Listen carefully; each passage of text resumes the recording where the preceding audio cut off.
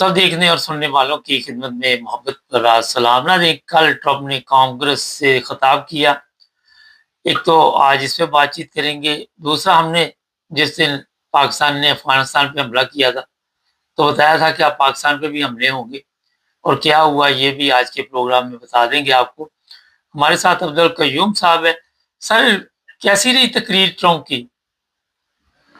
देखिए, ट्रंप ने 1 साल हो गया तो उसने जो जो जो उसने काम किए वो अपनी तारीफ ही कर रहा था कि मैंने जंगें बंद कराई, मैंने इकानमी ठीक कर दी है, मैंने टेररिस्ट को मेक्सिको और इधर उधर से जो हीरोइन बेचते थे चोरी छुपे उनको उनको पकड़ा।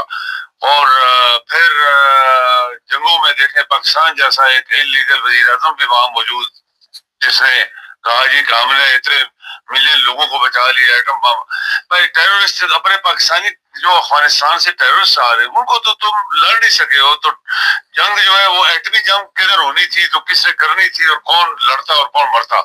ये ट्रंप भी ऐसे ही है जैसे ईरान के ऊपर से बोला जाए, हमने ईरान के सबको तबाह कर दिया, हमने बहुत सारे मुल्कों को प्रेशर डाल के, तो टैरिफ डाल के उनको सीधा किया। वो कई जंगली बंद कर रहे थे, उनको जंगें खत्म करवाई, बहुत सारी जंगों का जिक्र भी उसने किया है।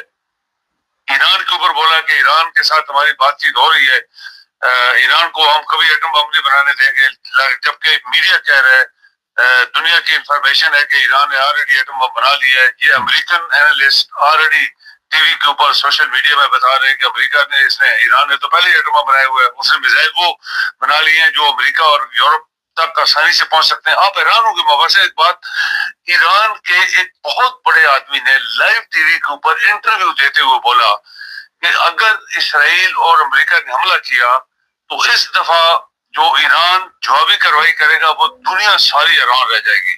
हमारे पास 2000 जो मिसाइल हैं, लेटेस्ट दुनिया के मिसाइल हैं, उनमें 2-2 हजार केजीज का उसमें मवाद भरा हुआ है। वो 2000 मिसाइल जो मिनटों में इसराइल पहुंच जाएंगे, वो सारे के सारे वो इकट्ठे फायर करेंगे।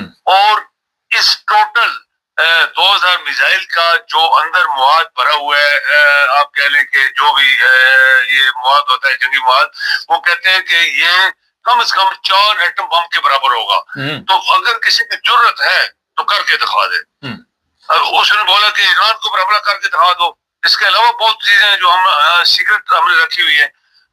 अमेरिकन एनालिस्ट कह रहे हैं कि ईरान ने ऑलरेडी बम बना लिया था और उसे छुपाया हुआ है। और आपको याद है हमने भी कई प्रोग्रामों में इसका जिक्र भी किया था कि ईरान तो ऑलरेडी एटम बना चुका है और वो छुपा रहा है, और इसी वजह से वो दलेर भी है। आपको याद है पाकिस्तान के ऊपर जो मिसाइल इसने मारे थे कोटे में आगे पीछे, वो ईरान की दलेरी का सबूत था। तो ये सब बातें जो हो रही हैं, अभी मेरे जंग संग नहीं होने वाली, क्योंकि इसने एक बात जो की है कि हम इसके साथ बातचीत करके मसला हल करना चाहते हैं। और जो दुनिया के एनालिस्ट है वो ये कह रहे हैं कि इसको पता लग गया है कि चाइनीज और रशियंस वहां पे आर्मी मौजूद है, उनका स्टाफ मौजूद है, उनके जहाज मौजूद है, उनको मिसाइल के लेके बैठे हुए हैं। और ईरान खुद जो कह रहे हैं हमारे पास ये मिसाइल है जो हमने अभी जिक्र किया, तो इससे तो ट्रंप कभी भी ईरान के ऊपर हमला नहीं करेगा। ये धमका ये पॉलिसी है इसकी पहले दिन से, और उसके लिए शायद इसने आज एडमिट यही किया है कि हमने बहुत सारी चीजें डरा धमका के सीधी करवाई है। सर, पाकिस्तान इंडिया की जंग के बारे में बड़ा उसने जिक्र किया, तो पहले कौन सी वो कौम जिंदा है? अगर वहां कोई 1,00,000-2 लाख मर भी जाए तो पूरी कौम ही मुर्दा है। पहले हालात तो यही है ना। असल बात यह है कि देखें, पहली बात यह है कि एटम बम तो ये जो जाली वजीर आजम और नकली फेक पार्लियामेंट और सदर और चीफ ऑफ आर्मी स्टाफ, इन्होंने हवा खड़ा की। वो एटम बम भाई तुम्हारी जरूरत क्या? तुम अपने पहले तो अफगानिस्तान के टेररिस्ट को मारो ना। कल भी वो मार के चले गए, आज तो मारते जा रहे हैं इनको।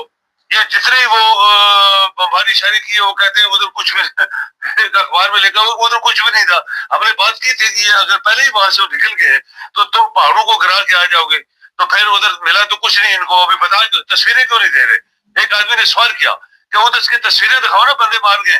वो तो कुछ भी नहीं था, वो सारे टेररिस्ट जो है वो सारे या तो पाकिस्तान में बैठे हुए या किसी और जगह छुपे हुए। तो इन्होंने 5-6 ठिकाने के ऊपर बमबारी कर दी, तो मिला इनको कुछ भी नहीं, बल्कि वो धड़ मारते जा रहे हैं। अफगानिस्तान की ये धमकी कि हम ابھی خون کا بدلہ خون ہوگا. ہم پاکستان کے اوپر ایسے ایسے اٹیک کریں گے کہ پوری پاکستانی قوم توبہ کرے گی, کانوں کو ہاتھ لگا لے گی. ہم پٹھان ہیں, ہم لڑنے والے لوگ ہیں. 20 سال ہم نے جنگ رشیا کے ساتھ لڑی, ان کے ساتھ 10 سال لڑی, تو پورے یورپ امریکہ کے ساتھ ہمارا کچھ نہیں بگڑا. تو پاکستان ہماری نظر میں کچھ بھی نہیں ہے. سر یہ بتائیے یہاں پہ پاکستان کی جو خارجہ جس طرح وزیر خارجہ, ان کی ناکامی بھی ہے کہ تمام ہمسایہ ممالک کے ساتھ تعلقات خراب ہیں؟ بالکل ایسے ہی ہے. دیکھیں نا, انڈیا شروع ہی سے ہمارے تعلقات ٹھیک نہیں ہے. افغانستان طالبان جب آئے تھے تو اس وقت تھوڑے سے حالات ٹھیک تھے کیونکہ عمران کی حکومت تھی.